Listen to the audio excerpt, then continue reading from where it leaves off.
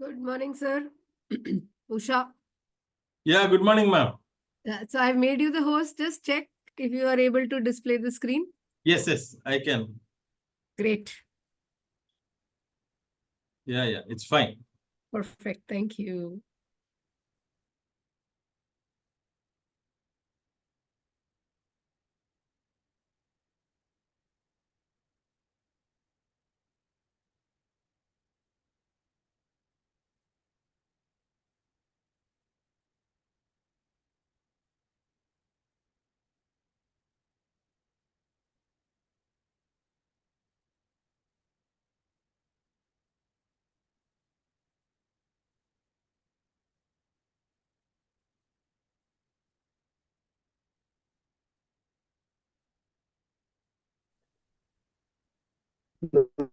Suprabhat.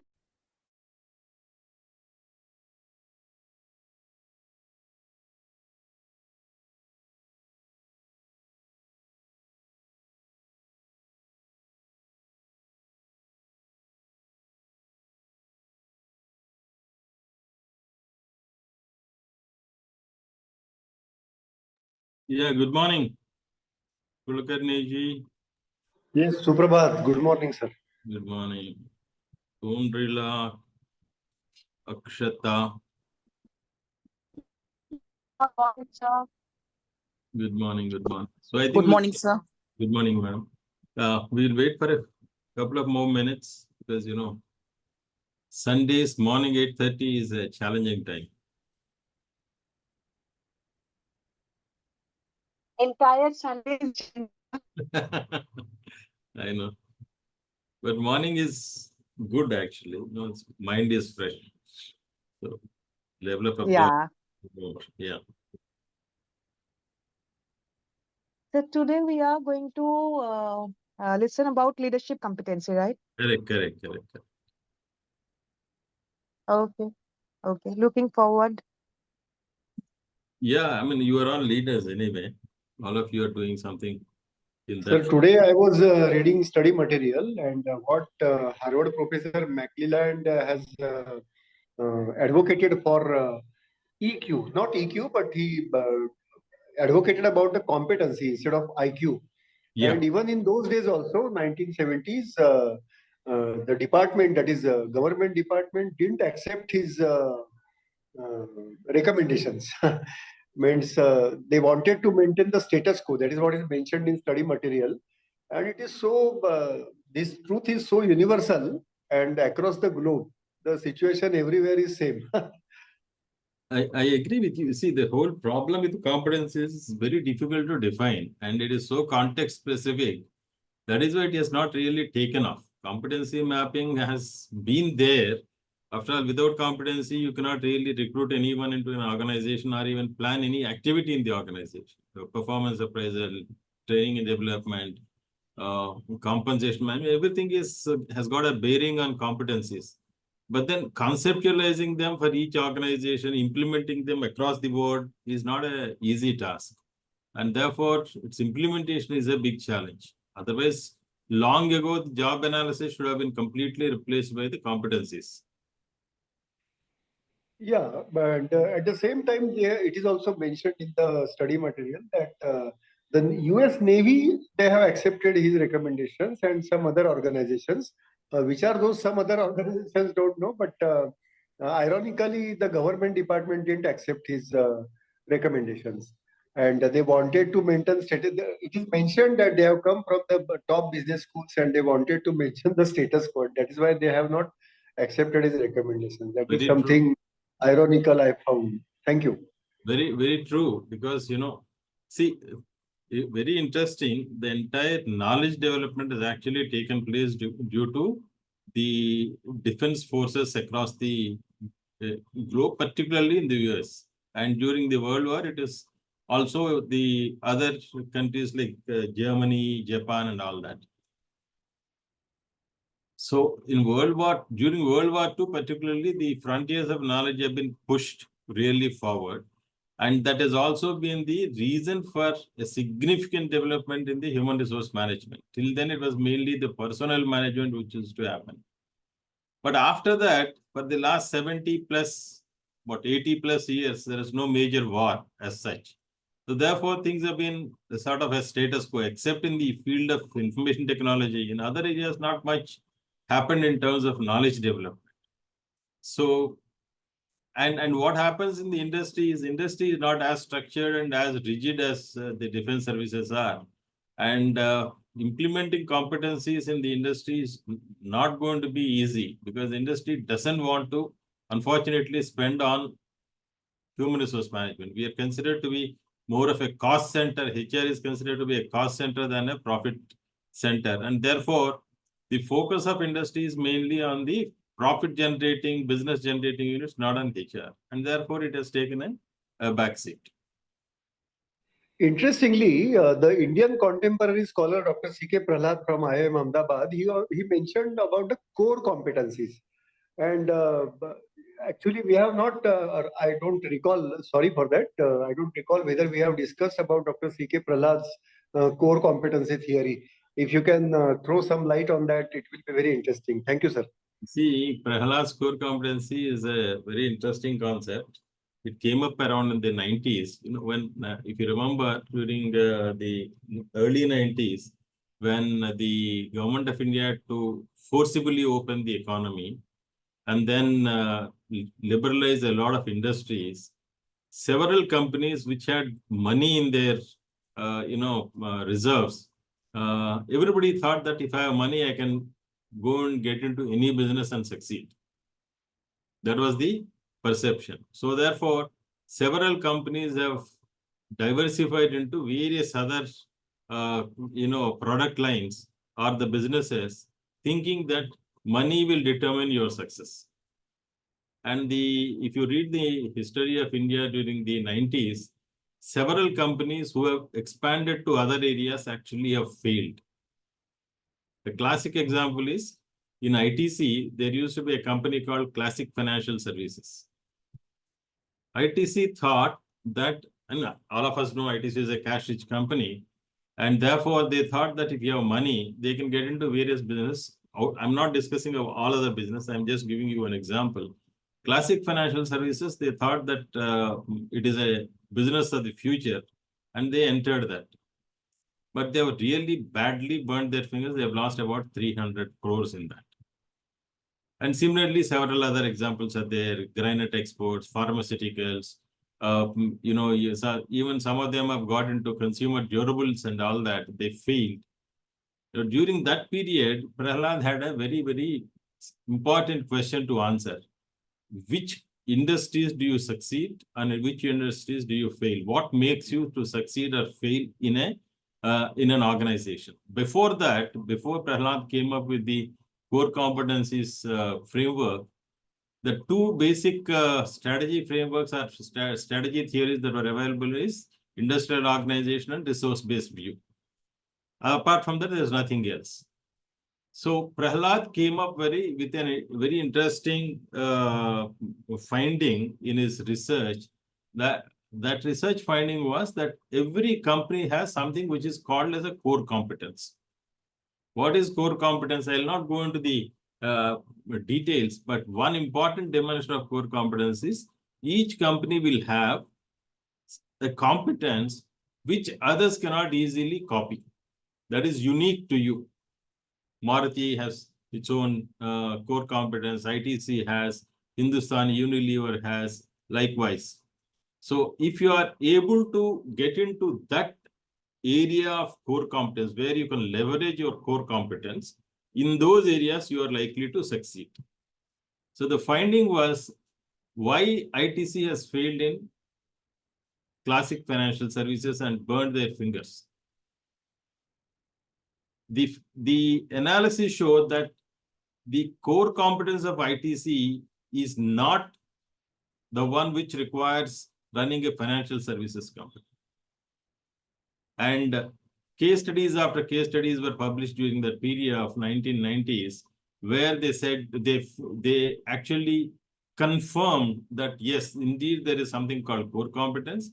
Each company, before you expand or diversify into new areas of business, you must first identify what your core competency is and then get into only those businesses where it is workable. But then there are also exceptions. It is not that, core competence, if you don't have a core competence, it cannot be developed. The exception is at that time it was not known. I think unfortunately Prahlad is no more there. But again, Titan is one example. When Titan the Tata Group got into Titan Industries, that is watch industries, the core competence of Tata's has always been in heavy industries or those related to core economic sectors. They were more known for truck making, steel making and all. Watch is a completely different business. And very wisely during that period, Tatas have insulated it. In fact, they have not even lent their name. They did not call it as Tata watches. They called it as Titan watches.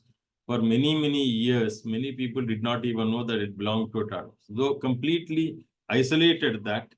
They have given the financial support, but the entire team has come from a different set of background. And it took almost 10 years for them to really establish, but then they succeeded in facing the global competition. So this is what is core competence. Core competence is that competence which makes a company to perpetually succeed. And those competencies are not something that others can copy or easily, develop. It is not that you cannot develop those competencies, but then for a new company or a competing company to develop those core competencies, you require several years of work, and still you may not be very, very sure about developing that. So this is what is core competence.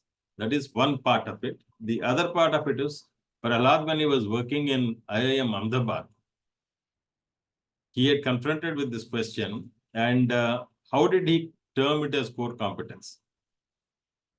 Obviously, in an environment of research and academic development, on a certain day, they were all having tea in a cafeteria there in IIM, and several of his colleagues were discussing this, why this happens, why some companies, though they are well-managed, best-managed companies, fail in certain businesses. No, again, if you want to do some more analysis and thought-provoking work, ITC, being a cigarette company, succeeded very well in hotels business. So a company which succeeded in hotels did not succeed in financial services. I mean, how does it happen? So when the group was discussing, different people have started giving different share. I mean, it's a sort of a brainstorming that was happening in a cafeteria. And someone among the colleagues actually have coined this word core competence. It's not originally Prahlad who coined, apparently. Somebody in the group coined it, but then Prahlad understood the meaning of it, and then he went on developing it and published a book, which has become a global bestseller. And therefore, in IIM and his colleagues who were part of that, they call him as core competence. Okay. So that is very interesting. I never heard about this trivia rather. But the concluding part is this कि क्या करना चाहिए, इससे भी ज्यादा जरूरी है ये जानना कि क्या नहीं करना चाहिए. And that is what that is exactly happened. core competence is. Core competence is knowing what Thank you very much. what you're best at, and seeing whether the industry or the expansion plan that you have will fit that into your core competence. If you're able to leverage that, you will succeed. Otherwise, it is likely that you will fail. So and therefore, post 2000, companies, just because they had money, did not want to venture into various things because they knew that it is not going to be easy. Okay. I hope I have given you enough clarity on that. Thank you very much. Right. Right. I think it's time that we started the regular session. Now, first and foremost, what I want to discuss with you is the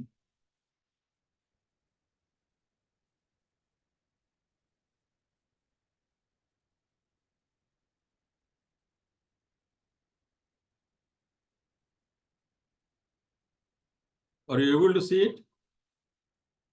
See the screen?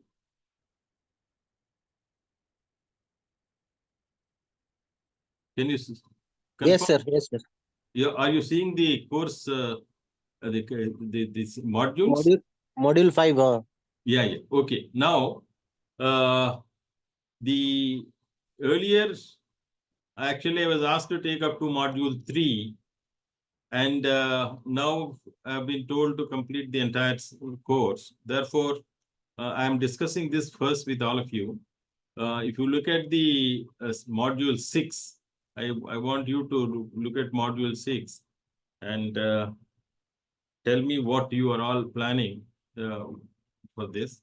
So this 6 says, learning by doing assignment, collaborate with an organization involved in competency design, development, implementation in the organization, work as a side hustle to hone the skills to develop competency framework and execution development center. That is one part.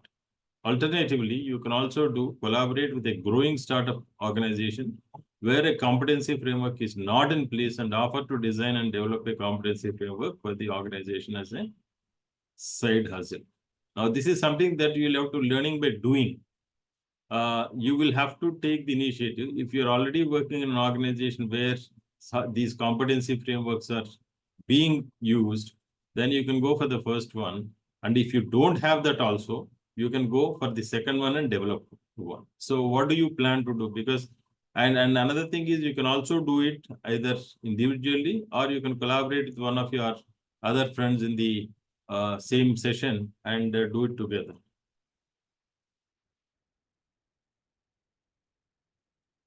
What are your thoughts on this?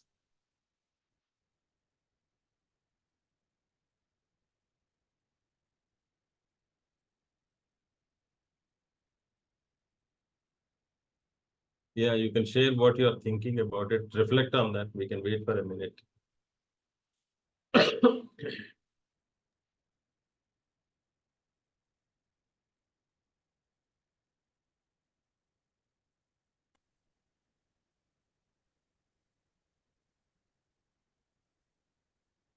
Yeah, any thoughts?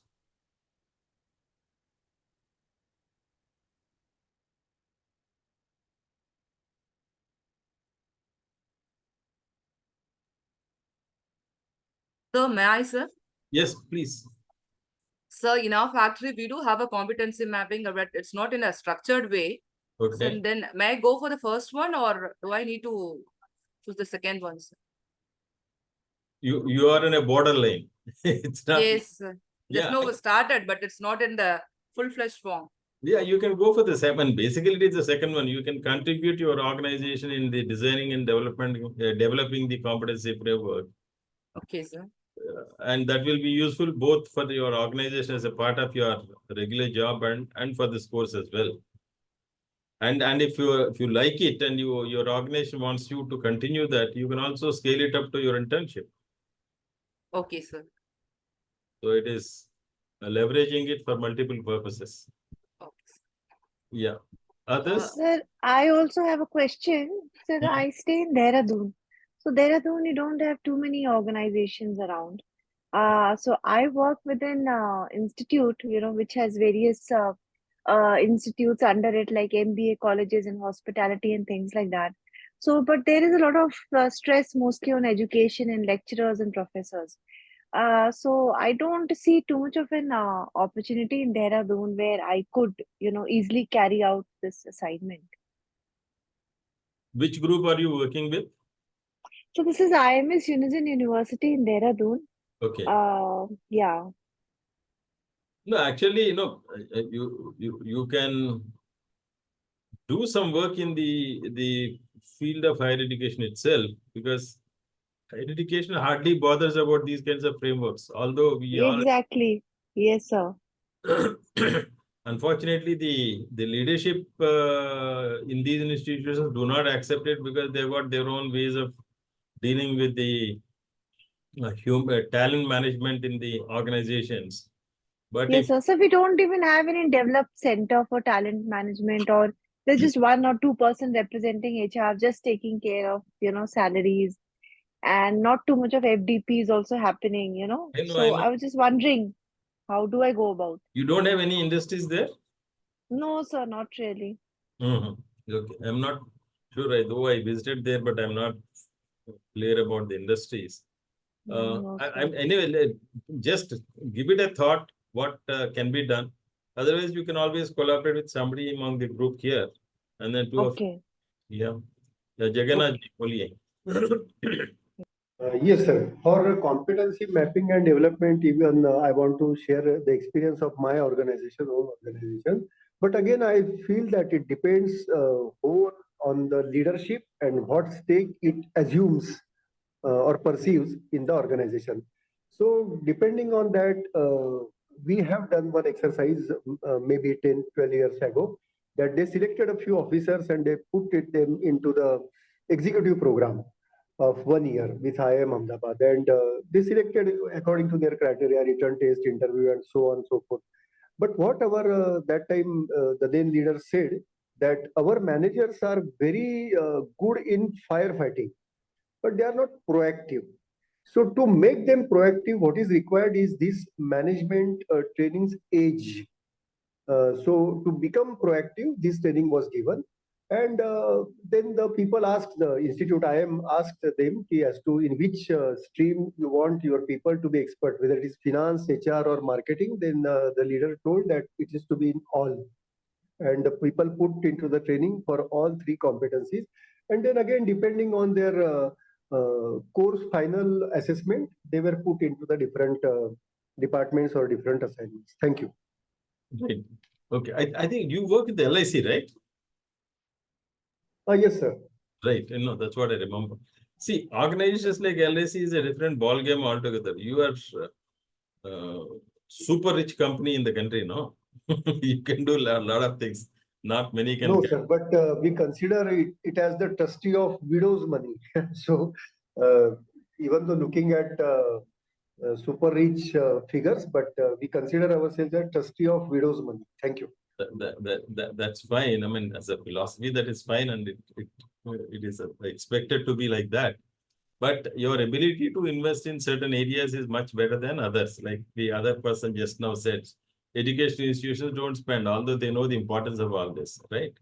So, no, the issue here is, what is that you can do at your end, either within your organization or with somebody else, if you have a development center nearby, in terms of taking up an assignment and developing further on this, what we are learning, right? If you can do it within the organization, it helps you in terms of time and the utility of that work that you're doing for your own job. If you don't have that scope, that is, you cannot do it within the organization, but you need to do it as a part of the course, then you'll have to either look for an organization nearby, or if you don't have, like someone just now said, you have to then collaborate with another person and then make sure that you are able to do this assignment. So that is it. So what I'll do is I'll leave this thought with you, and then you can come up with your own model, what you want to do, how you want to do, with whom you want to collaborate, all that you can work it out. But the underlying fact is, please try and collaborate. Don't work in silos. I mean, all of us are from the same fraternity. Obviously, you will have to work together, and the collaboration has its own advantages. You are creating a friend in need and a friend indeed, and therefore be open. Choose your own collaborator and work, but then it helps. Okay. So I think I'll leave it at that, and then we will go for the session.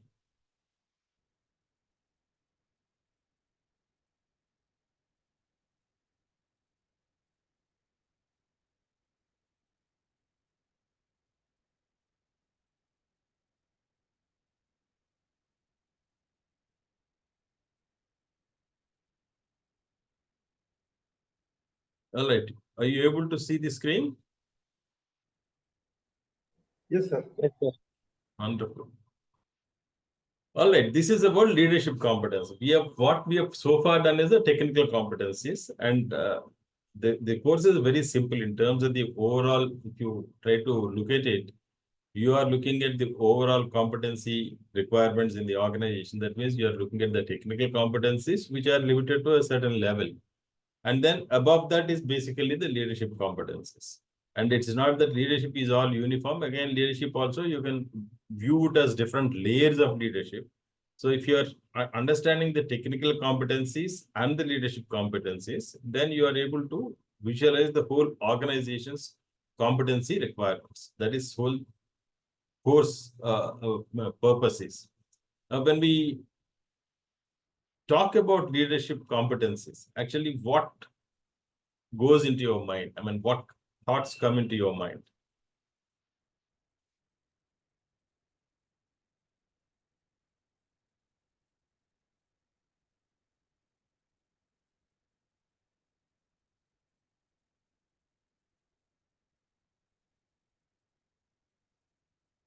All of you are experienced. All of you are playing leadership roles in your own organizations. You've also been seeing different leaders in your organization as your colleagues, your seniors, and all that. So when you talk about competencies, what actually comes in your mind? Now, again, by the way, let me tell you, Jagannath ji, the core competency is what Prahlad spoke about, and what he has written is about at the organizational level as a strategy. I mean, you want to enter into a new business. How do you go about it? Whether you should or you should not. What are the requirements there? That is what he talks about. But that is nothing to do with the leadership competencies or the competency mapping as such. But subsequent to publication of core competencies, several people at the individual level also, they started calling themselves, preparing their CVs even at a leadership level. These are my core competencies and all that. So they have tried to extrapolate it at the individual level, but then there's no further work done by any other researcher on the core competencies at the individual level. If you ask a person, what are your core competencies? There is no framework, no work as such done. It is an organization strategic intervention. That is where we leave it. But when it comes to the leadership competency framework, we are looking at the individual. The unit of analysis here is individual. Okay. So when you look at people in the organizations and their leadership roles, what competencies actually strike your mind? What are those things that you see across the leaders? What seem to be their competencies which make them tick in their role? Decision-making skills, sir. Okay, wonderful. And if you go a little backward, what does decision-making require? The analysis of data. Sorry? Analysis of data. So decision-making essentially requires the skills for analyzing, analytical skills. Okay, yeah, fine, very good. Then what else?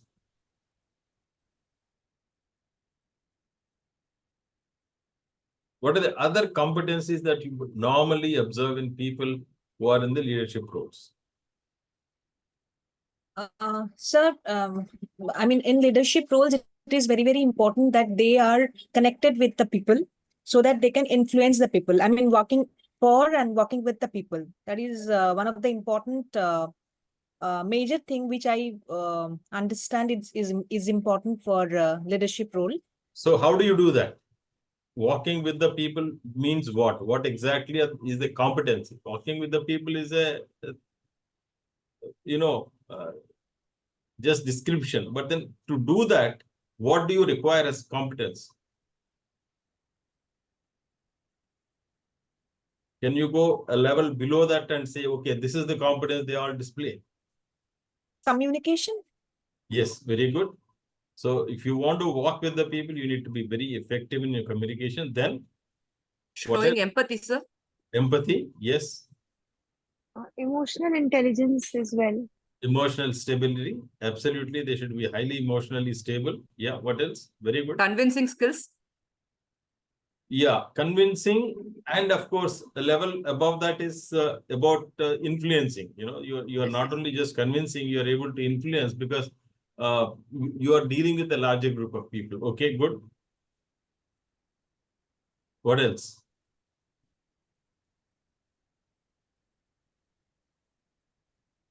strategic orientation.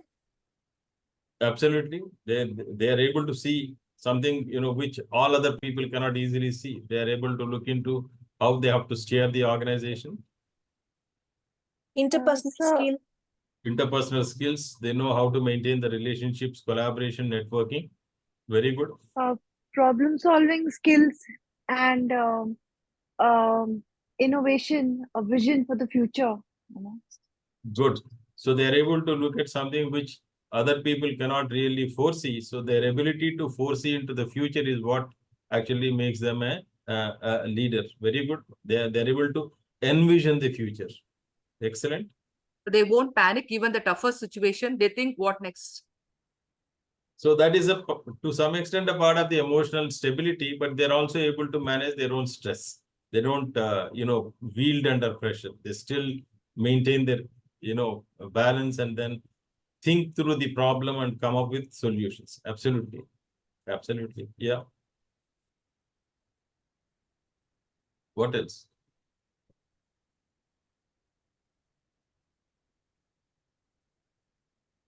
In your own role as a leader, what are the things that you do and what competencies make you to do that?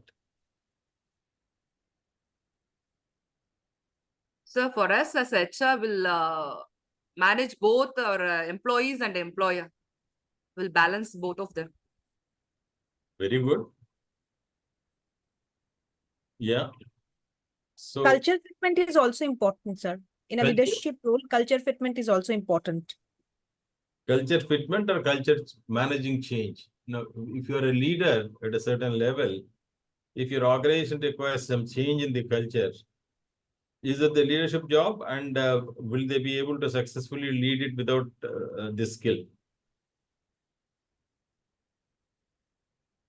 In some cases, even though we are not convinced, we'll convince the employees it's a benefit for them. We had to do some cases. Okay, okay. No, okay. I mean, there I want to make a very important observation. If you don't have the conviction for doing something, can you influence the people who are working with you? Yeah, sometimes we are doing that. That Sir. is, yeah, sometimes we are doing that, Because sir. part of our job.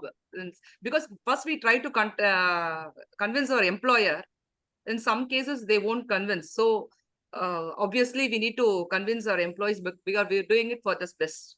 So what is the competence? Very nice. I am very happy that you brought out this point. That means you don't have the conviction, but you consider that to be a part of your job, and therefore you implement it. That's what Yes, sir. you are saying. Yes, sir. What is that competence called? Convincing people. It is just not convincing. You are see what you're saying is, I do not believe this is what should be done, but then this has come to me for implementation. Therefore, I'm implementing.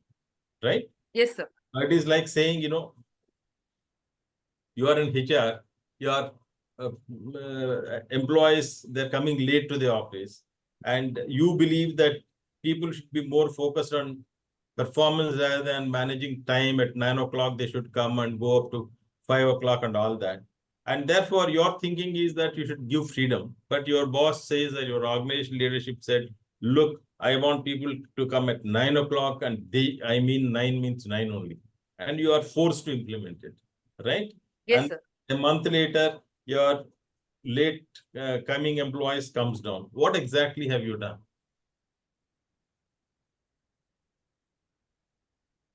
You have delivered results, right?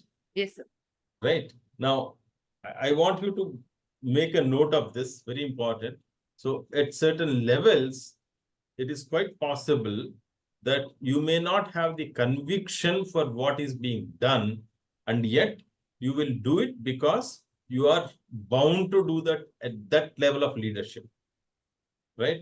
When you become a senior leader, when you occupy a senior position, you may reverse this. That is what we actually see.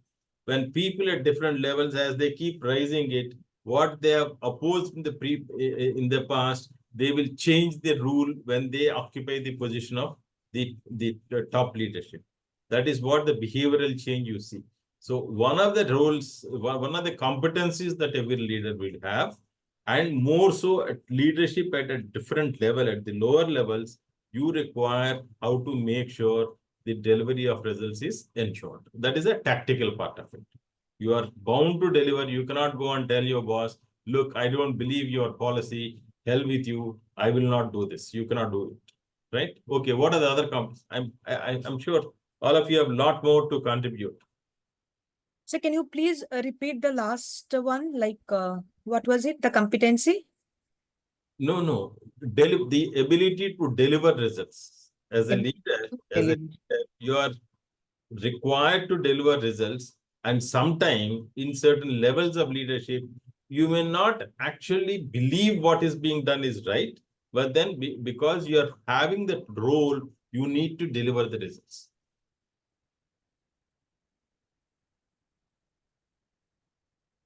Okay. Yeah. What more?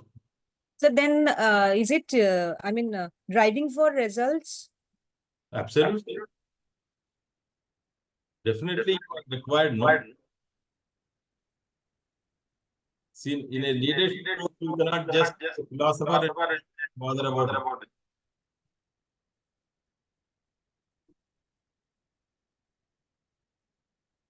Yeah, what else?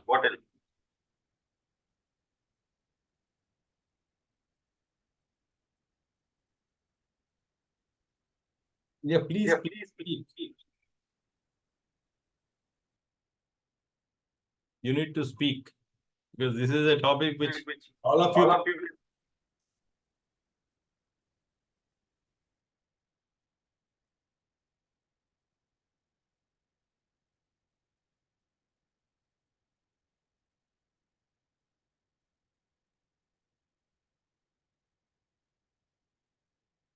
What more are you required to do as a leader?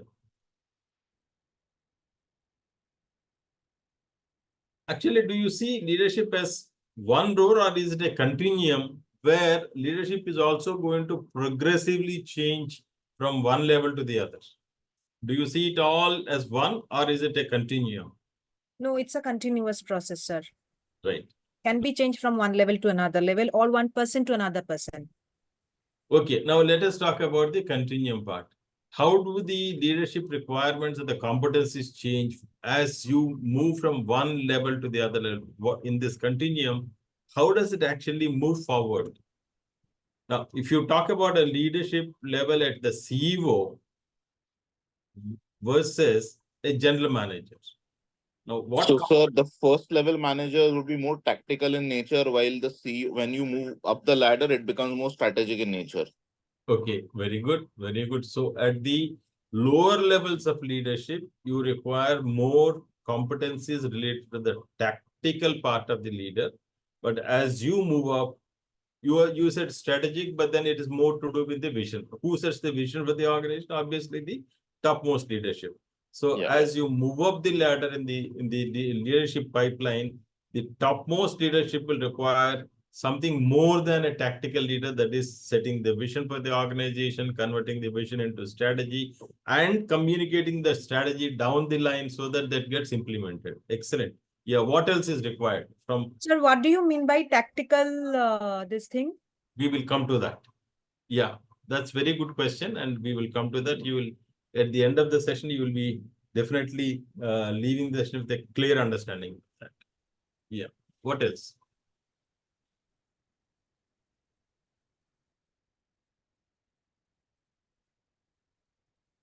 What else is required?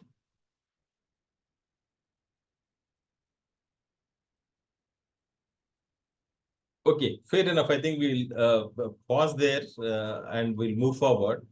All this thing is the routine. So before I get into the regular lesson, I think very important quote which I want to share with you. Peter Drucker said, and I'll quote, "One must lead oneself before being able to lead others," right? So, in fact, Peter Drucker long ago, several decades ago, wrote a book on managing self. So, a leader should be highly self-organized. You know, if you've got a person who is not self-organized or self-managed, he is unlikely to be a leader in the true sense, although he may occupy a certain position by virtue of various other reasons.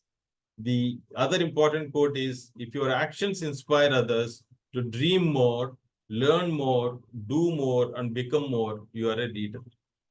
So leader necessarily has to work for the development of his team. That is why in organization we always say, if you want to move up, you push your people up, then they will move you up. You can't be stable there, and you can't keep your people in their positions, and then you expect the organization to move you up. It's not going to work.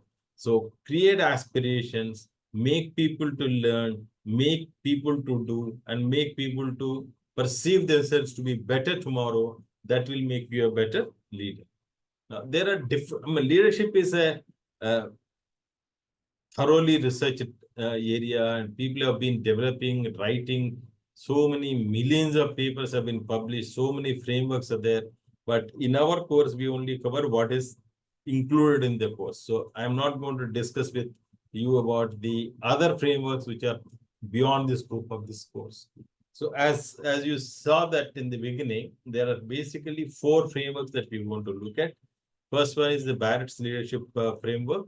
That has not been elaborated in so much of detail in the coursework, but then we will cover that.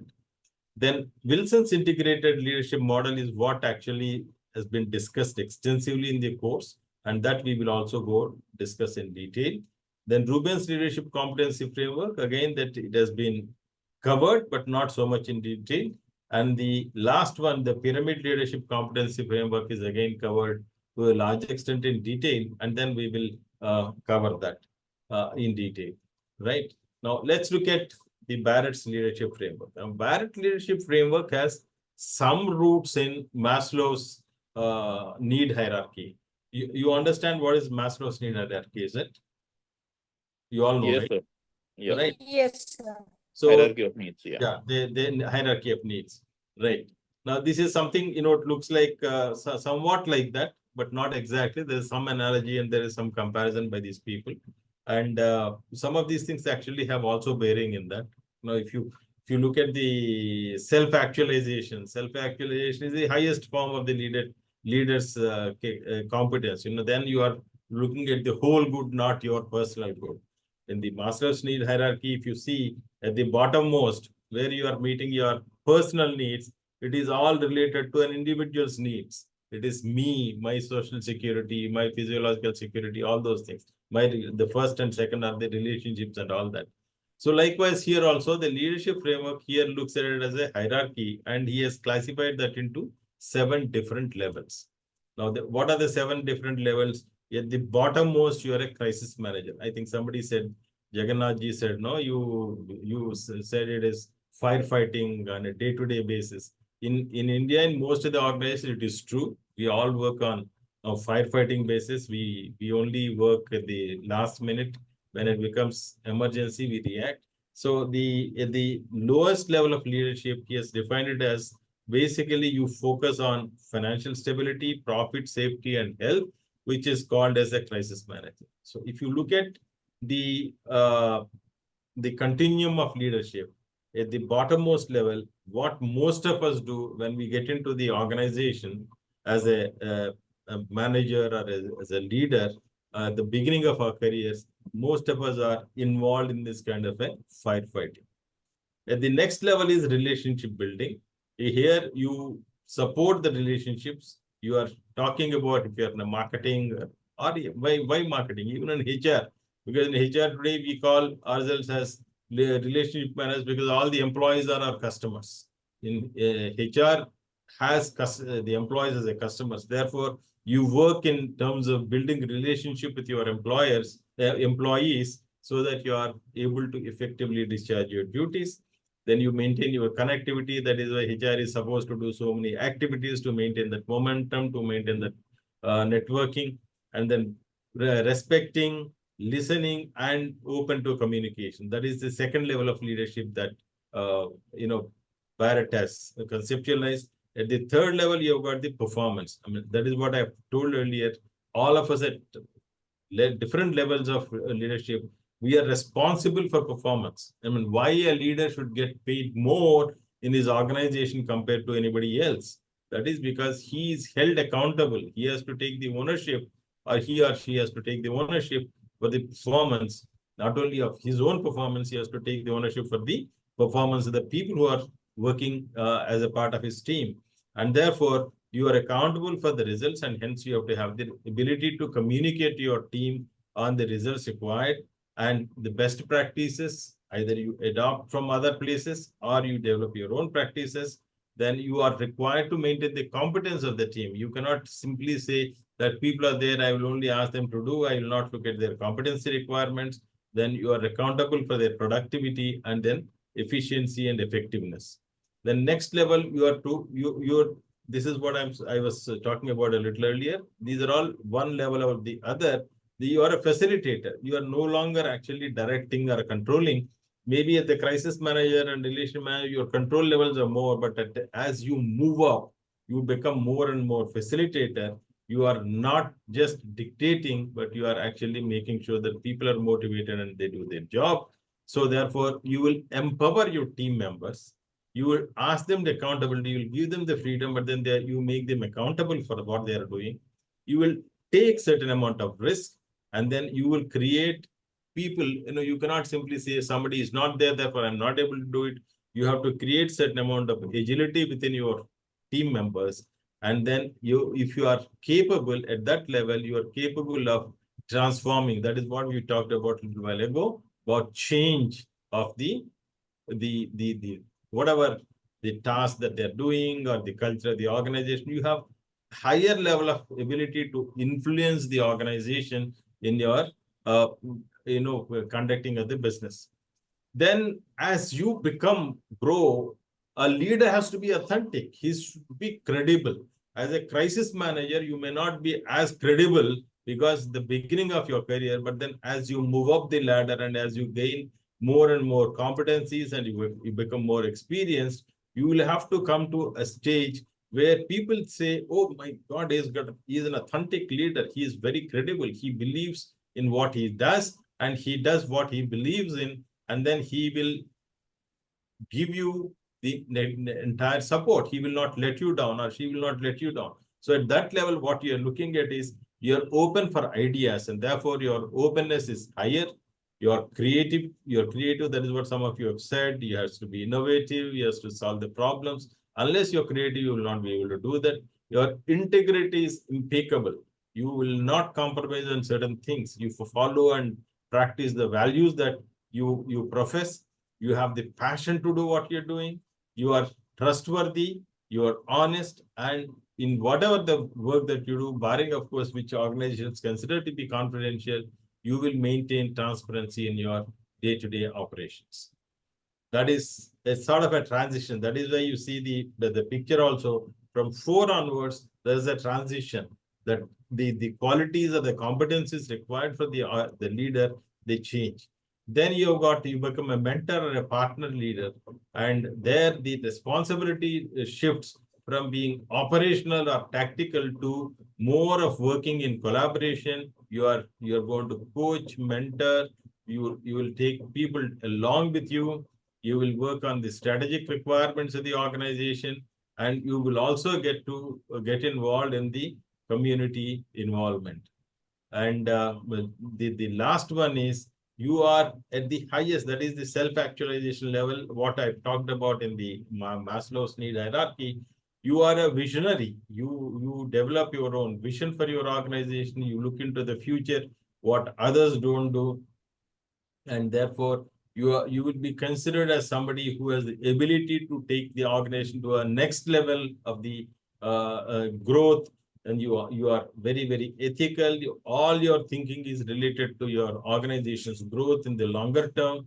And you will also take certain social responsibility because organizations exist in a set of communities, right? So this is what Barrett has conceptualized, these 7 levels. And we as individuals, you can observe these qualities in different levels of leaders as you keep interacting with them. And one interesting thing about leadership is not a theory to practice. Leadership theories are all developed based on certain successful individuals, the researchers have studied their qualities and then came up with the frameworks. Therefore, it is practice to theory rather than theory to practice. And most of these things are, since this is the basis of coming up with the leadership theories and the frameworks, most of these qualities you can also see on the ground. Any questions? So we have completed the Barrett's leadership framework, but so much of detail has not been there in your course material. But it is interesting to note this and learn the 7 levels. Okay, then we'll come to the Wilson's integrated leadership model, right? This is something very interesting. I think of all the qualities that a leader requires, what is most important?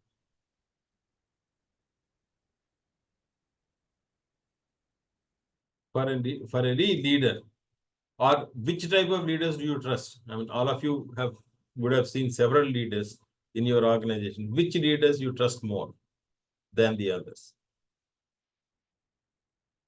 The leaders who are Who will walk the transparent, talk? open. I think who will walk the talk? Who will ऐसा work? बोलते हैं वैसा करते हैं. No, what is it basically translated in terms of conceptually speaking? What are the kind of people you trust more? In organizations, of course, we don't have the choice. The leaders are thrust upon us, but then who are more trustworthy? How do you actually respond to that? Sir, who are mentor, authentic, visionary. Okay. Right. I think Jagannath ji, you are saying something in between something. I said, sir, who walks the talk? जो बोलते हैं वैसा ही करते हैं. Those leaders are more reliable. We can depend on them. Like in this case, it is mentioned as facilitator who will recognize the traits in you, the person, and then try to develop that person. So those leaders should be more reliable. Okay, when you are talking about all this, you are putting so many words, but are you talking about the character of a person? See, Yes. character and competence are two different. Characters is one part of the competencies required by the leader. I'm not talking about the technical competence. Somebody may be extremely good in his business acumen skills, but then his ethical skill, his value system is not good, then you won't obviously trust. Therefore, most important thing for a leader is his personal character, right? Yes, sir. I mean, talking about it, recently when Narayana Murthy, when he spoke about 70 hours work week is compulsory for youngsters and all that, did he really gain his command on the people, or did he lose some part of his command on his ability to influence? After that, there was so much talk about 70 hours and this and that. Some people criticized him, some people supported him. But in your own view, has he gained in his stature, or has he downgraded his stature? He is one of the tallest leaders in the country as far as industry is concerned, and more so in IT. I think it's downgraded, sir. Right. Why did you feel that? Because maybe he's an employer, because everyone thought he spoke on behalf of employer. He didn't consider about the employee's point of view. Very good. Excellent. Yes. Hanji, Jagannath ji. Maybe may look like little distractive, but let me put in the words of Dr. Solomon S. Hubner, who coined the concept of human life value. And I consider the leader as you will value that leader who is a human, how he leads his life. And Dr. Hubner has mentioned about the 6 traits. And the first and foremost of that was the character. Then he said about the investment in education. He talked about productivity. He talks about health, he talks about the creativity, and lastly he talks about the perseverance or persistence. So these 6 traits I think we should find in the leader, and then only we can value the person as the leader. Thank you. Right. Thank you. I think what Padma Priya ma'am has said is very right. why Narayan Murthy has dented his credibility is a lot of people after his statement said practice before you preach, because in your own organization you are not practicing certain things and then you are preaching us, and that has actually led to a lot of people thinking that okay, this man is one-sided, and what she said is it is more of an employer perspective, not an employee perspective. Therefore, my dear friends, actually, the most important thing which we just now spoke about is the first, out of the three components that Wilson has actually talked about is the personal character. What does that personal character mean? Now, staying steadfast and decisive in the face of adversity. I think that is what is important. That is why in good times everybody can do so many talk about so many things, but only in bad times you will really see the actual character of a person. Now, what does that actually include? The character of a leadership include is ability to take risks. All of us are leaders, and in our role we take certain amount of risk. At the highest level of the leadership in the organization, they take the highest risk. We take the initiatives. We have the drive and the passion. A leader doesn't need somebody else to motivate. I think he should be self-motivated to a large extent. We also see the sense of urgency in getting certain things done. We have the ability to stay with the task that we are dealing with. We are resilient, flexible. We know how to manage stress. Right. You want to say something, Jagannathji? Additionally, like I mentioned about the walk the talk, and what we call in Marathi, I will translate also. In Marathi, we say "Bole taisa chale, त्याची वंदावी पाऊले." Means the person who acts as what he talks, he is very much respectable person. And the very famous story of Dr. Satish Dhawan and Dr. APJ Abdul Kalam, which is being told in many management schools, is the classic example of how the leadership should be. The leaders are created because of their mentors, because of their upper leaders. That is what I believe in. Thank you very much. Well, one of the requirements of a leader is to mentor others who are working with him to develop into good leaders. I mean, that's an important thing for people to do in the organization. Okay, the second important component of a leader is they should have the social character, which shows others. They should respect others. I mean, if you don't respect others, obviously you are not the kind of a leader that we are talking about. Then you should be compassionate and value individual differences. I think if a leader will accept the differences among the people rather than trying to thrust his or her opinion or view on the rest of the team. I mean, at the end of the day, after respecting and taking the views of everybody, you can always take a collective decision. But the openness to allow differences in the team is an essential quality or a competence that a leader should have. Coming to the organizational character, you are talking about what an individual has to contribute at the organizational level. He or she has to be willing to put the organization customer needs ahead of the personal needs.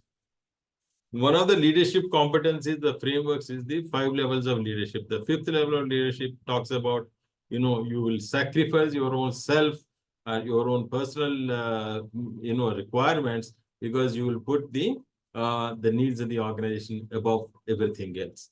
Now, in the social character, you are talking about being not only being highly, compassionate, to take ownership for what you're doing, values, you value the diversity of people and opinion and mutual respect. You are cooperative and you are accessible. I think one important quality that people at the leadership level should maintain is you should be accessible. And at the organizational level, when you're talking about, you should be ethical. An organization should not say, a leader of an organization should not say, I hell with the procedures. I want this much of results to be achieved. I want this much of growth to be achieved. Whether it is ethical or unethical, I don't care about it. It's not the kind of an answer that one should give. You should always stick to your core value system. You should always be seen to be ethical. You must always be focused on who your end customer is and what is the purpose of your business and how you are driving your business to meet the customer needs. You must have the courage to take decisions based on, of course, informed decisions, and your organizational commitment should be seen to be the best, the highest in the organization. If you are not demonstrating that commitment, English, there's a saying, you cannot be more loyal than the king. So if the CEO is not committed, you don't expect others to commit to the organization. So these are the three different, components which the leadership should have, or the leadership model requires. So these qualities that we have looked at, there are 18 individual characteristic factors, and these have been put into these three different buckets. Now, these are very, very important for every leader. And Wilson actually moved from here. What he has come to is essentially all leaders should have apart from the 18 characteristics that we talked about, all leadership models will have 4 roles. Every leader will have 4 roles. And the importance of these roles keeps changing as you move from one level of leadership to the other level of leadership. At the highest, obviously, will be the visionary role. Now, at the highest, you have to demonstrate your capability to envision the future of the organization, growth of the organization. Growth of the organization, when you're able to articulate, you're also talking about the growth of the people. And people work in the organization not merely for money, but they work for the sense of, they want to have the sense of achievement. They want to have the sense of belongingness. So growth of people comes with growth of organization, and only a visionary leader can do that. Then second role that a leader will have is a contributor. You are actually applying your personal capabilities to achieve the results that are required for your organization. And that is what I said earlier. You are responsible for delivering the results. So you should be seen to be contributing in terms of to the results of the organization. The third one is the tactician role, which in our HR also, if you remember, we have the operational requirements which are to be done, and a tactician actually is the one who will be at the lower end of the leadership. At the beginning of your career, you perform this role. You are more involved in the delivery of the results than in the strategy formulation or creating a vision for the organization. And then the fourth role is the facilitator role, where you demonstrate your capability to work with the others. You will demonstrate your ability that you can collaborate with others and achieve the results of the organization. Therefore, as you move up, particularly at the middle level onwards, the requirement of being a facilitator is important, because you have to work with other departments, the leaders in the other departments, so that you are able to create the cohesive environment where everyone works together and brings the required results to the organization. So every leadership role will have these 4 roles to perform. Now, the intensity of one role to the other can keep changing, as we talked about in the continuum of the leadership pipeline, and those things we will discuss now. What he has done is, Wilson, he has looked at leadership as a continuum, and he has created 3 profiles, what he called as the first level, mid-level, and the executive level. In the textbook that you have got, it is mentioned as senior level, but in the original writings of Wilson, he has used executive level. So I'm continuing with the word executive rather than senior level, because senior level doesn't communicate what the original author has written. And therefore, I'm using what he has written rather than what is there in the book.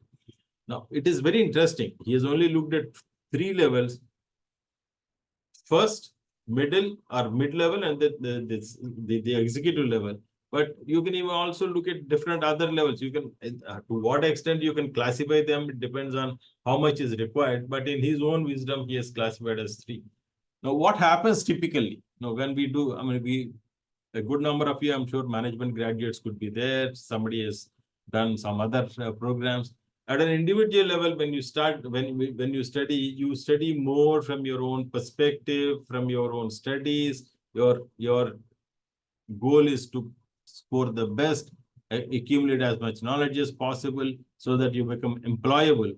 Once you start getting employed, what are you doing in the first job? You're going to actually manage a set of people. Most of the work is given to you from your higher ups, and you are accountable for delivering the results. So at the first level of leadership, you will learn, you will be more of managing yourself and managing some individual contributors. Again, there are all people who are even lower than you. Therefore, you are managing their performance. Therefore, you become you use more of a tactical leadership competence rather than any strategic or the visionary leadership related competencies. So that is the first level. We'll go more into the detail of that. Then you got the mid-level. The mid-level, what you're doing is you are probably managing a department. It is an expanded role. Your competency requirements change because you are from a small team of the beginners or the people who have got the technical competences, managing them to a larger team. Again, at that level, you are not only managing the people, these people are already people at the first level leaders. Maybe, you know, as a departmental head, you are managing first level leaders, whereas as a first level leader, you are managing more of a technical people. That is the difference. Now, when you go to an executive leadership, then you are in charge of the overall organization, or a big component of the organization, or a division of the organization, and you are, as some of you have said rightly, you're also dealing with the culture of the organization at that level. So let us look at more in detail what these three different levels of leadership are and what competencies are required. Now, as the first level, you all, I'm sure, typically you remember when you started your first level, first job, you would have understood your main focus is, can I work in this organization? Can I survive in this organization? What are the survival skills and competencies required, and what do I do? So out of these 4 roles that he spoke about as an essential requirement for any leader, 2 roles are dominating in the first level. One is you will be more of a contributor. You should be seen to be contributing to the organization results. And then you are a tactical person. You should be seen to be getting things done without much of hiccups. And therefore, tactically, you are very good. So you don't have much role to play in terms of the visionary role or the facilitator role, because the scope of the job there at that level will not give you an opportunity for this. So that requires a little more growth in your own profile.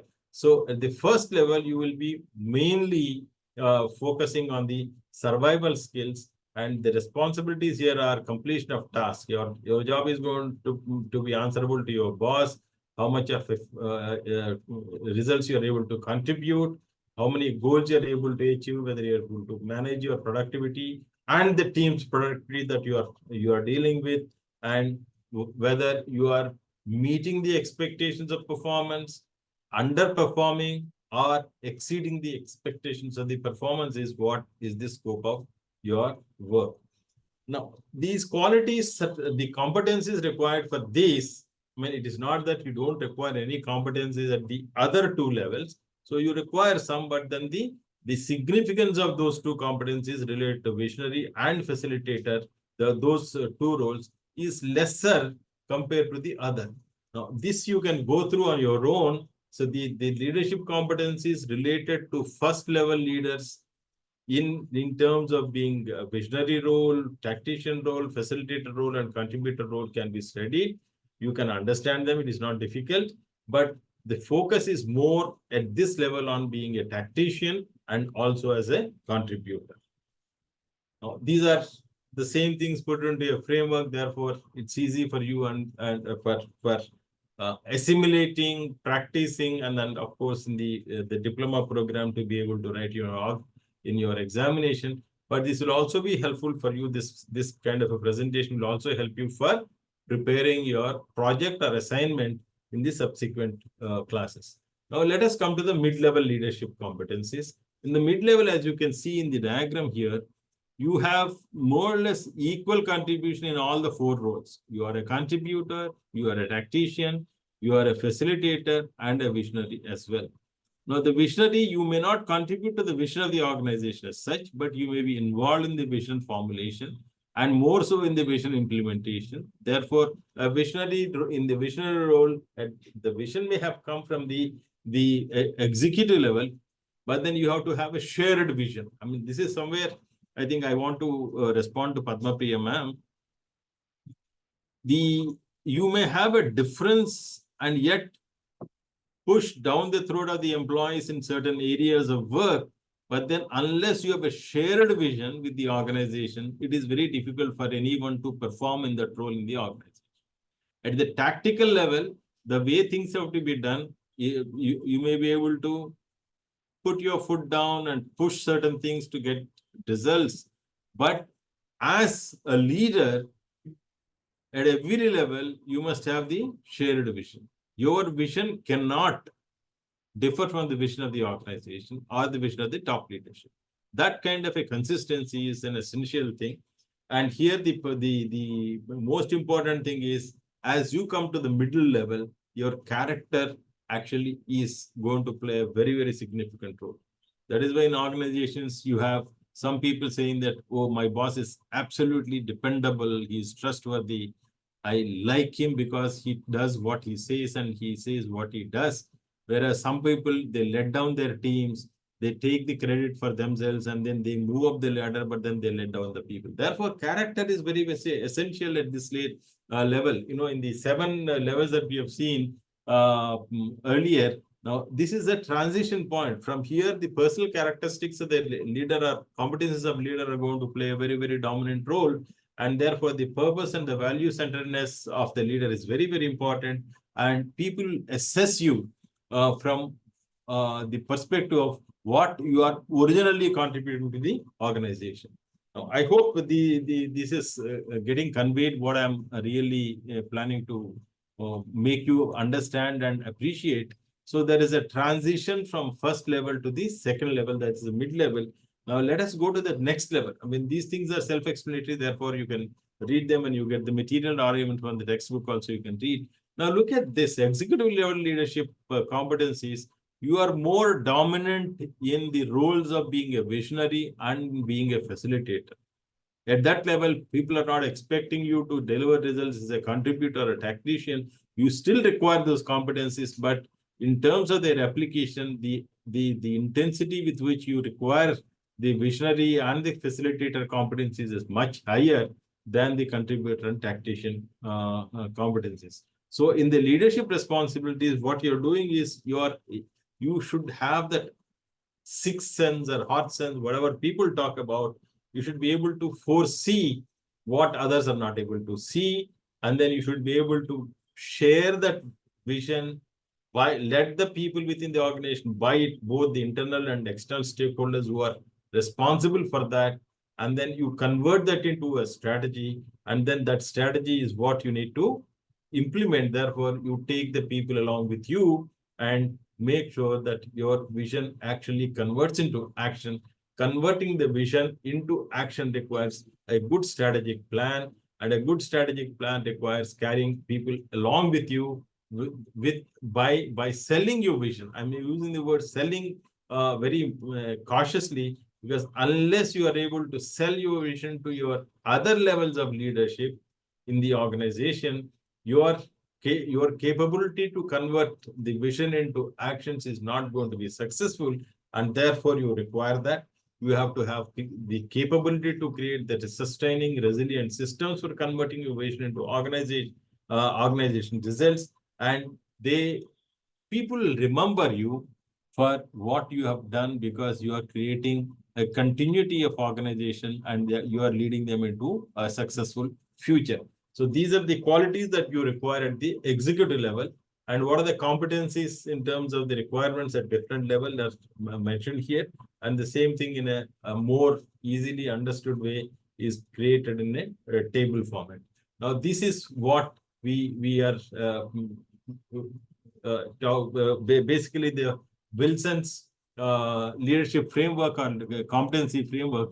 Now, I will pause here for a while and discuss if you have any questions in this 3 different levels and the competencies transiting from one level to the other in the 4 different roles and how that happens.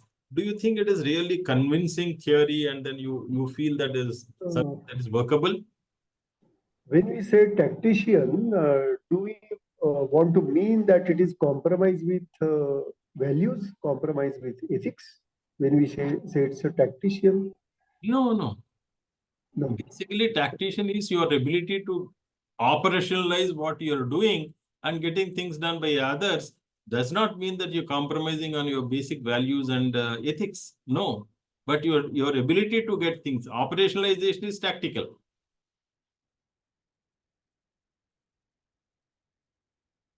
Okay, thank you. Yeah. Any other questions? What do you You feel? have, so you have mentioned, you have just mentioned that vision sailing. Vision? Vision sailing. Yeah. Sailing of the vision, Yeah. right? So, how a leader can convince the other leaders regarding this vision selling, how a leader can so much convinced about his own vision.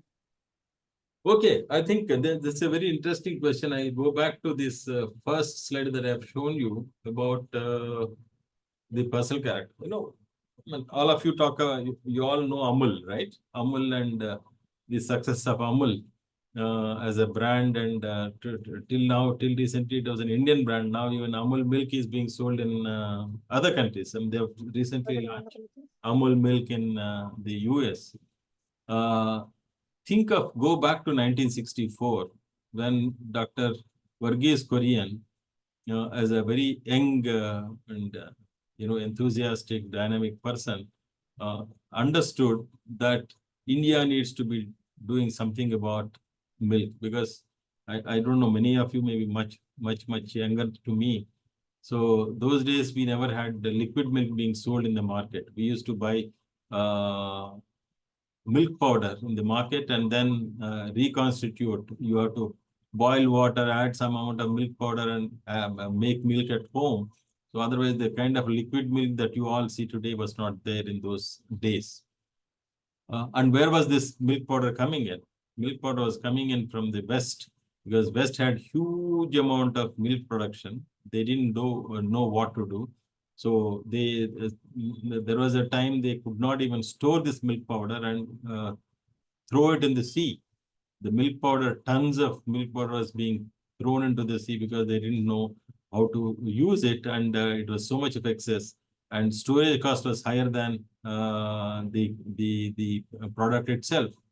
So at that time, Varghese Kurian was the person who went to the government of India and said, "Look, give me the opportunity. I want to get this milk powder imported into the country, and I will sell it. I will not distribute it for free. I will sell that. Use that material, the money that I generate, for building the future requirements for the generations to come in the milk requirements." So that was the idea with which Varghese Kurian went and made a proposal to the European Union and to the government of India. What he did was, I mean, this is something, a vision. That's what I'm saying. How you can sell as a leader a vision. He said, here is a model for me. They are putting the milk powder in the sea, wasting most important thing. And on the other side of the world, we are suffering. There was malnutrition. People are not able to afford it. We don't have the availability. Per capita milk consumption is pretty low. And therefore, I want to create a system where I will bring the milk powder. They will give it for free for me. I will bring it here. I will reconstitute it, sell it to the public, make some money out of it, and build the cattle in this country so that the milk production, we become self-sufficient. 1964 it happened. And in 2024, we are able to market the milk of Indian origin in US under the American, in America under the Indian brand, right? Now, how did this transition happen? Because he was able to sell that idea. Now, how did government and the European Union believe? That is because of the first two things, personal character and the social character. He was able to make people that, one, he has the ability, he has the competence to do this, converting what he is talking of as a vision into an organization, and then recruit, nurture, and then convert his vision into actions, and then deliver the results, so that as a country we are able to sustain and provide for the future generations. Now, this is something very, very unique. I mean, there are several case studies. Dr. V in the case of Arvind Eye Hospital.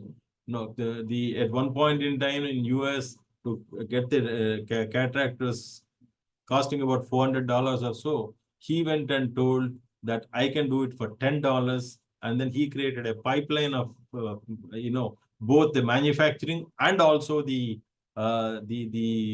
cataract surgery processes, by which he has reduced the cost by almost 1/40th per surgery, and then rest of it is history. There are several such cases. The beauty about leadership is your ability to carry the people with you. That is why carrying the people, I've used the word selling. That means people should buy your vision. People should subscribe to your vision. People should believe that, yes, you have something which I can trust and latch on to you and work with you, and then you will be able to take the organization forward. For doing that, for the organizational character, even if you have the organizational character, but you are sans the personal character, you will not be successful as a leader. That is what I meant. I hope I have clarified this. Thank you, sir. Yeah. Anybody else? Any question? Sir, one small question. I think it would be a little deviating from what we are discussing, but as trainers, if you have to develop a program for first level or mid-level leadership, and you want to guide them as leaders, so anything in particular that you can suggest? And nowadays there are a lot of models, a lot of theories that are available. It may be learning agility theory, or there would be Gallup has this strength-based leadership, and all those things that are available. But in terms of developing, especially the first level and mid-level, any recommendations or suggestions that you can have? Okay, I mean, that's a very good question, and more practical from the training perspective. As you can see, and all of us will agree, that every leadership role will have, every leader will have multiple roles, right?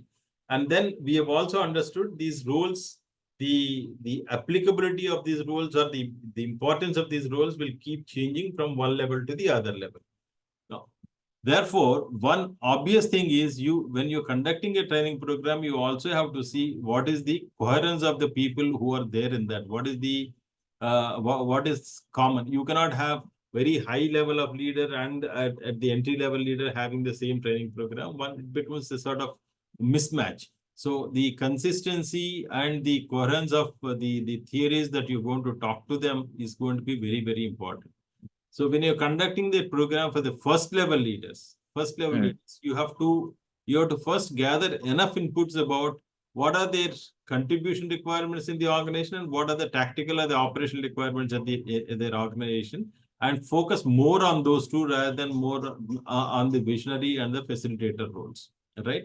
So as a trainer, I would rather put my effort more into, in this particular cohort, what is the kind of a role that they have in this leadership, and what are those required deliverables for them, and for being able to deliver that, what kind of competencies they require as a contributor or a technician. I think the competencies already are there.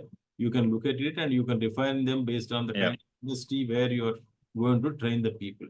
And if the more of them are mid-level, then your case studies, your exercises have to be related to not only the contributor and tactician, you have to also include something to make them think that they are also part of the visionary group, vision formulation of the organization, and also how do actually they facilitate. I mean, all of us, that is why, you have to always see whether you are a mid-level leader or the senior leader or the first level leader. No, the trickiest thing is at the mid-level. You know, I want to give you an example. The most under-researched and most maligned area is the mid-level leadership. If you remember, I think 2 years ago, Cognizant has in one stretch, they have laid off some 1,500 mid-level leaders.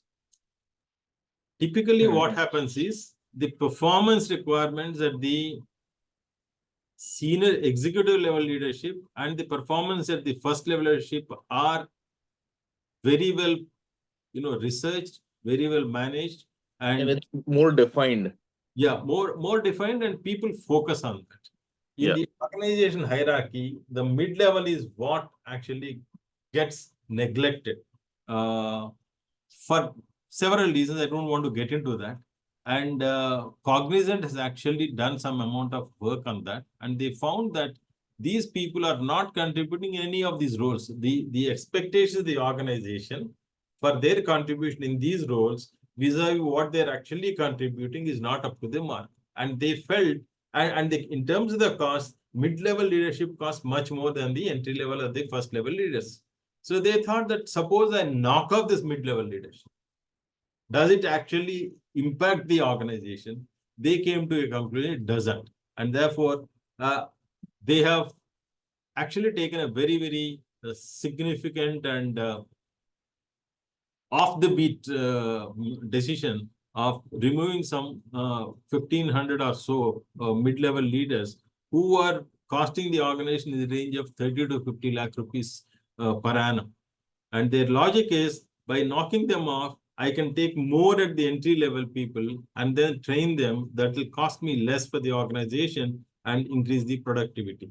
So if I have to, as a trainer, if I have to look at in a banking industry, financial service industry, and train the mid-level leaders, I think you need to understand the expectations of the people above, expectations the people below, and what competencies are required for me to be more effective, and I will train them in those competencies. This requires a much more intensive research as a trainer before I even launch my training program. And at the leadership level, I think these are all well structured, and there are enough and more training programs for leadership level, because that is something, some area where the organizations invest, because the role is so important. If you don't have a good leader, the organization can collapse. Therefore, the organizations also invest a lot of time and money in training the leaders, and therefore there's enough and more work available for the training department and also at the organization level. So this is what I think broadly I can share with you. I hope I answered your question. Yes, sir. To a But largest sir, on extent, the yes. contrary, but sir, one thing is that on the contrary, I mean, for mid-level leadership, the persons who are there in the mid-level leaderships, they are in the system for, for a good time, and they are well fit with the culture. They know aware about the vision of the organizations. So it is, don't you think that it is important to groom them as executive level leadership, and they should be part of succession planning? I agree with you. I'm not theoretically, yes, but then please study. There is some literature in the public domain, particularly in banking industry. Now, a lot of banks are still not able to convince themselves that the branch managers are actually contributing. There are case studies. What is the contribution of a bank's branch manager, which is a mid-level position, to the growth of the bank as such? The evidence is they don't really contribute much. But unlike Cognizant, they're not able to remove the branch manager, because you still need a head at the branch level, and therefore they have to retain them.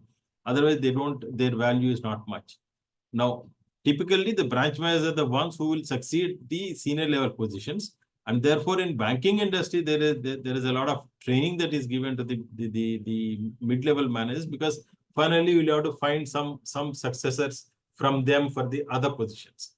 But theoretically, and as far as the research is concerned, it is found, and still it is valid, that the contribution of the branch managers in the banking industry is not as significant as it should be in any of those four roles but they cost the bank a lot of money. Branch manager is highly paid compared to the people who is managing, and his contribution is, or her contribution is not considered to be enough to meet the expectations of the banks. But I think you need to do a little more study on that, then you will be convinced about it. But does this concept is equally important for all level of industries, or does it varies from industry to industry? Generally, it is found that the mid-level's contribution to the organization is not as much, because in the mid-level, as I have shown you earlier in this picture, they are expected to contribute in all the 4 roles, but their contribution is not in all the 4 roles, and more so in the visionary and the facilitator role. It requires a cultural change. Once you become a head of the department, I don't know in which industry you are working, and Manufacturing. you are in manufacturing. Yeah. Think about your own organization, people at the shop floor level versus the people at the department head level. Do you really see a transition in their leadership roles and then the performance in those roles to you are here satisfying your people above and people below, and generally you will find people below are lesser satisfied, and therefore they don't have the trust and the dependence on their bosses. I'm not talking about everybody. There are some good people who are also in that roles, but general feeling at the higher level, if you see, they feel let down because their department heads are not performing as much as they should do. They have to struggle. So this is a very, very tricky role. And in this role, actually, the training requirements are more, but unfortunately, organizations do not invest a lot of money in that training at that level, because that is also a role where people look for greener pastures and keep leaving. And therefore, the investment made at that level may not be actually providing them the return on the investment. Thank So you. I think what points you have made right now very effective and very essential, because nowadays when organizations are getting into more lean kind of an hierarchy, I think mid-level leadership has the biggest threat, and the reason for it is, for the first level kind of leadership where it is more transactional or tactical nature, their job is well defined. Same goes with the top level where their job is more defined as a strategic leader. But when they are moving from the tactical to strategic, mostly at mid level leaders, they feel lost. They don't know how to transition from uh, the transactional and tactical leader to a visionary side of it. And Correct. that's where organizations are even not able to define their role very well, and they're not able to train them very well. Correct. I absolutely agree. So that is why this mid-level leadership crisis is always there. Those who are there in the mid-level are the most vulnerable in the organizations, and this literature and the discussion goes on. It has been on for so many decades, and it will continue to go on. And I think it's already 10 o'clock, and you will have another class probably set up. So what we will do is, we will take up the next 2 leadership competencies frameworks in the next class, and also we will cover the case study that is there. I think the case study is already there with you in the as a part of the textbook. Please read that and come, and then we will discuss that also in the next session. All right. Yeah, thank Yes, you. sir. All right. Sure. Thank you. Thank you, and have a great day. I think some of you are having the new year in the coming week, some of the states. So have a great year ahead. Wish you all a happy new year, and we'll meet next Sunday. Thank you. Thank you, sir. Thank you, sir. Wish you the same. Thank you, sir. Thank you.